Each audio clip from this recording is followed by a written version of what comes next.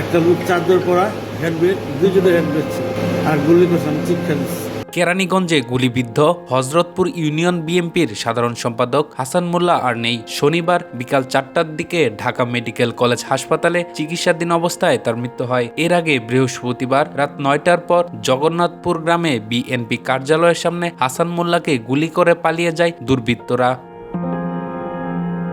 গুলিবিদ্ধ বিএনপি নেতা হাসান মোল্লার ছোট ভাই রাকিব হোসেন জানান, তার ভাই হযরতপুর ইউনিয়ন বিএনপির সাধারণ সম্পাদক ছিলেন এবং কারো সঙ্গে তার কোনো ব্যক্তিগত বিরোধ ছিল না। তিনি বলেন, বৃহস্পতিবার রাতে আমার ভাই জগন্নাথপুরের 9 নম্বর ওয়ার্ড বিএনপির কার্যালয়ে নির্বাচনী কাজ শেষ করে একই এলাকার একটি ওয়াজ মাহফিলে যান। সেখান থেকে বাড়ি ফেরার পথে বাড়ির কাছাকাছি পৌঁছামাত্র দুজন দুর্বৃত্ত একটি মোটরসাইকেলে এসে তাকে গুলি করে পালিয়ে যায়।